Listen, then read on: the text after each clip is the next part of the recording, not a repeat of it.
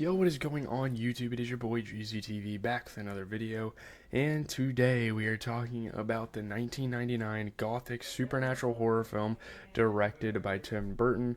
We have Sleepy Hollow, legendary story of the Headless Horseman, which is obviously like a legend in like pop culture, has been for a while, and I know they've probably made films about the Headless Horseman before, but yeah. Back to what I was saying. Obviously, there's been a lot of stories about the Headless Horseman. That's nothing new, but it's really cool to see how Tim Burton kind of adapted it. Tim Burton, probably one of the better directors ever. Let's be honest. Like, he has had so many iconic movies, and we've covered so many of his.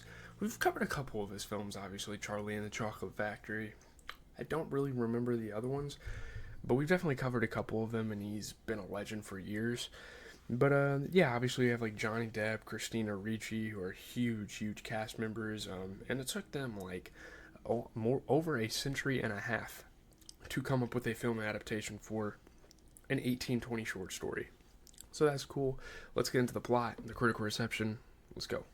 So the story takes place in 1979 or 1999, sorry, where New York City Police Constable Ichabod Crane is dispatched to the upstate Dutch hamlet of Sleepy Hollow, which has been plagued by a series of brutal murders. A wealthy father and son and a widow. So he's kind of going to go there to like kind of solve the mystery, solve the case, whatever. Um, and yeah, he's received by the insular town elders, the wealthy Baltus Van Tassel, town doctor Thomas Lancaster, the Reverend Steenwick, notary James Hardenbrook, and magistrate Samuel Phillips. Ichabod learns that locals believe the killer is the undead apparition of a headless Hessian mercenary from the American Revolutionary War who rides a black steed in search of his missing head. And there's a decent amount of like plot twists here with this, like who has the skull. He's trying to find his, well, it's obviously a skull at this moment because this happened a long time ago. This happened back when the Constitution was being writ. So I guess that would have been like 20 years before this movie. Yeah, it would have been.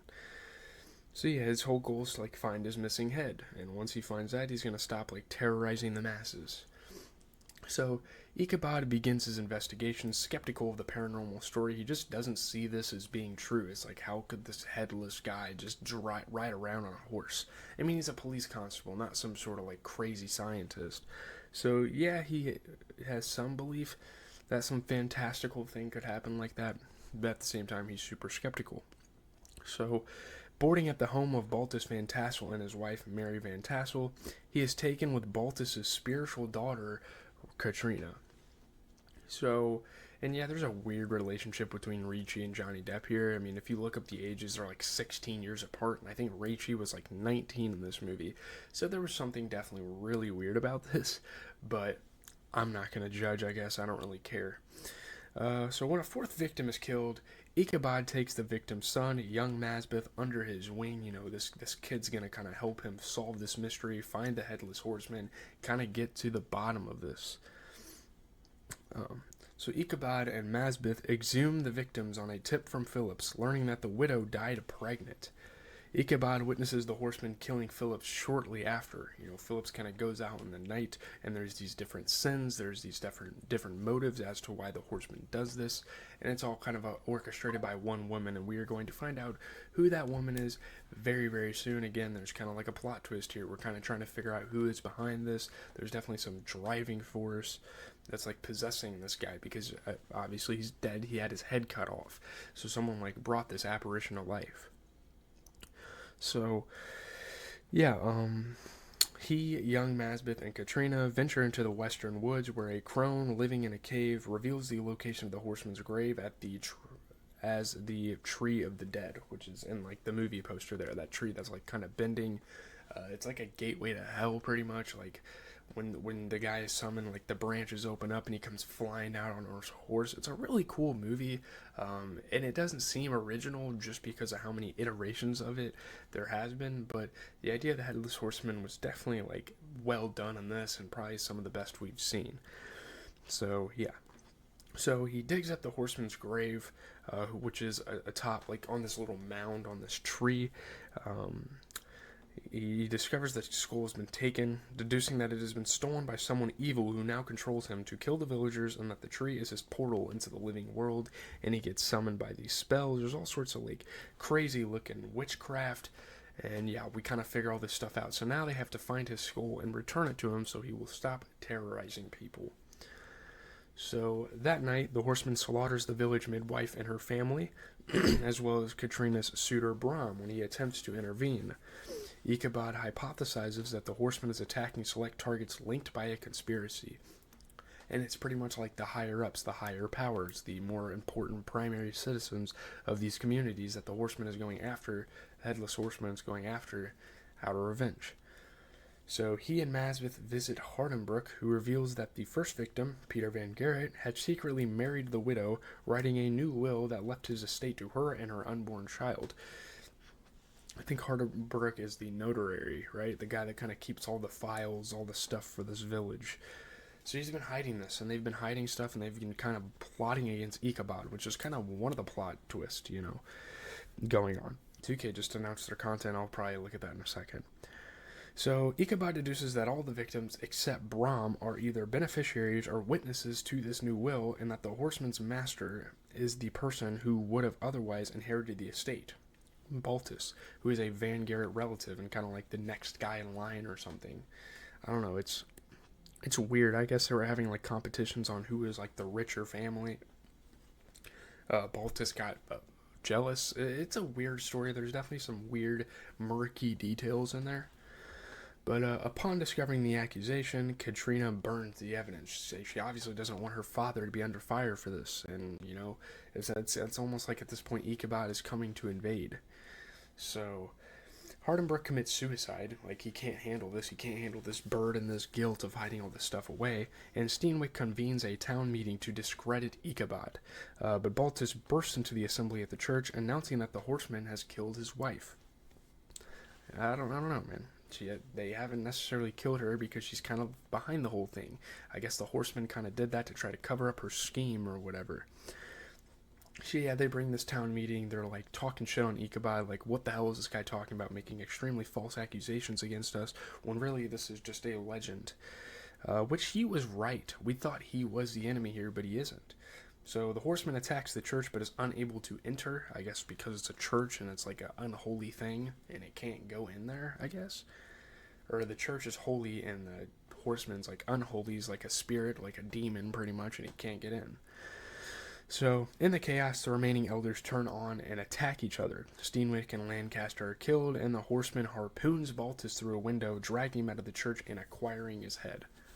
Again, he's trying to take heads in case it's one of his. It's really weird, obviously, but it's a cool story. At least they give a really good origin story here compared to some of the horror films we've watched recently. So, initially concluding that Katrina was the boogeyman that controls the horseman, Ichabod discovers that her diagram, which he believed summoned the horseman, is really one of protection, and additionally finds a post-mortem wound on Lady Van Tassel's body. She's kind of a spirit now, but So it keeps switching. Like, first it was Baltus, now we think that Katrina did it. It's someone in the Van Tassel family. So now they turn to Lady Van Tassel, who is alive and well. She reveals herself to Katrina and explains her true heritage from an impoverished family evicted years ago by Van Garrett when he favored Baltus and Katrina instead. She was the one in the beginning of the movie that was kind of like snapping twigs and stuff. Like, that was her and her sister. So that was kind of a crazy little callback. It's kind of cool how that all tied together into the story here. So she swore revenge against Van Garrett and all who had wronged her as the Headless Horseman, pledging herself to Satan if he would raise the horseman to avenge her, and also to claim the Van Garrett and Van Tassel estates uncontested. She took all these people out, eventually she would take over their estates, their wills, and all that stuff, and especially since she was with, what was his name, Baltus Van Tassel, pretty much married to him, I think she was. So manipulating her way into the Van Tassel household, she used fear, blackmail, and lust to draw the other elders into her plot. It's all like sinful stuff to kind of like lure people pretty much into hell, which is what happened to them when they got killed. So, having eliminated all other heirs and witnesses, and having killed her sister, the crone, for aiding Ichabod, She summons her alter ego, the Headless Horseman, to kill Katrina, which is kind of fucking cool. It's a really cool way that they kind of sort of wrap this film up and get the third act going. So, Ichabod and Mazbath rush to the windmill as the horseman arrives. That's her. After an escape that destroys the windmill and the subsequent chase to the Tree of the Dead, Ichabod retrieves the horseman's skull from Lady Van Tassel and returns it to him, breaking the curse and setting the horseman free from Lady Van Tassel's control. So now, he's not under her muse. He can go back to hell and live for eternity in there. Obviously not a good thing, but that's probably what the horseman wants to do. So with his head restored, the horseman spares Katrina and abducts Lady Van Tassel, giving her a bloody kiss and returning to hell with her in tow, fulfilling the deal. Kissing her, pretty much biting her face. It's kind of wild. Ichabod returns to New York with Katrina and young Mazbath just in time for the new century. Now, I'm not sure why they added that detail and what that signifies, but yeah, interesting stuff. They return to New York City. He has to take Katrina and young Mazbath with him because there's really nothing left for them. So yeah, that's the story. We're going to get into the review. So kind of getting into the review, this was a pretty popular movie for its time. So compared to the other like B-list, other like C-list even movies we've watched, we have a little more to say about this. And I'm going to be honest with you, like I do like the concept of the movie. I think it's really cool and it's executed somewhat at a high level, but I'm probably going to give this like a D to C rating. Probably a C. I'll give it a benefit of the doubt, but I don't think it's aged super well. It's not really anything too impressive. I think the aesthetic of Tim Burton films and the story is really cool, but I don't know how I feel about it. It isn't Tim Burton's best work, but Sleepy Hollow entertains with its stunning visuals and creepy atmosphere. I mean, just the aesthetic, just the vibes of it is enough, I guess. But at the same time, I'm not going to defend this film. It's pretty cool. Most people generally like it. If you want to give it a B rating at the highest, I'm fine with it. But I'm going to give it like a D to C, maybe a C for now. So I'm not really sure. Johnny Depp's performance and Tim Burton's methods of visual design were all great. Really strong points for this film. Johnny Depp is an actor able to disappear into characters never more readily than in one of Burton's films. I mean, those two just have undeniable chemistry. Obviously, Charlie and the Chocolate Factory is one we've watched, and that's a good example of chemistry. Burton's richest, prettiest, weirdest film since, he did the Batman Returns. The simple story bends to his twist, freeing him for an exercise in high style. It's good. It's just, I don't, compared to other films of his and other horror films, I just don't really care for it as much. The filmmaking is great, the high-spirited acting of the cast. Andrew Kevin Walker's writing was too repetitious and formulaic for the third act. The third act kind of falls on its face, which is obviously a problem with a lot of horror movies.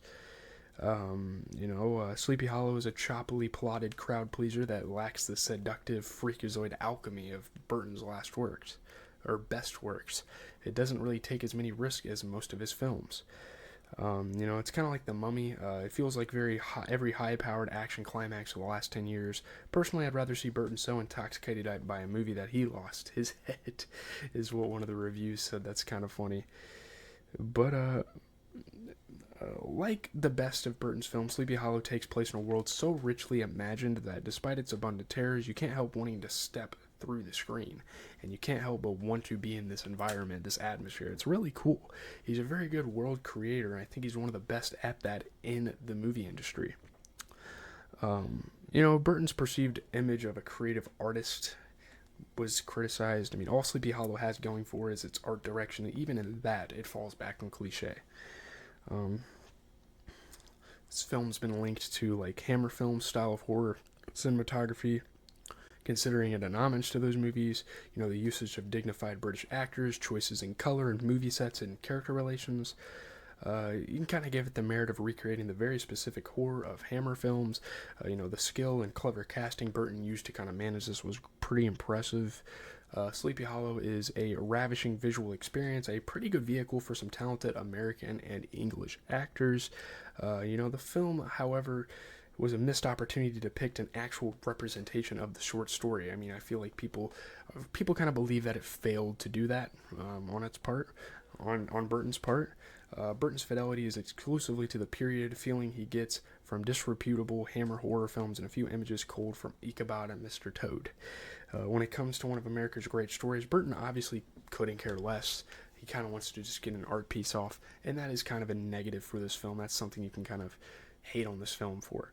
But overall, it's a pretty fun experience. It's not really a boring movie, at least I can say that, because obviously when we've watched other movies on this channel, I have tended to fall asleep on some of them. It's definitely not the case here. It definitely has an interesting story. It is very formulaic, though, and I feel like Tim Burton kind of sacrifices that to make sure like this is an artsy piece and that it like represents his filmography well, which isn't always a bad thing. I mean, obviously it's his choice to kind of do things like this, but I don't know. Overall, I'm not a huge fan of it. Would I watch it again? Maybe, but not right away. I probably have to wait a little bit. But leave a like, comment, subscribe. Let me know your guys' thoughts on this film. It's a cool movie. I will give it that. It's definitely like cool. But is it good? I wouldn't say it's necessarily good. It's not bad, but it's definitely not good. So yeah, sorry for yapping. The review segment took way longer than I expected. But there's a lot to talk about. I mean, it's a Tim Burton film that's always like a talking point in the movie industry. So obviously this came out years ago, but yeah, peace guys.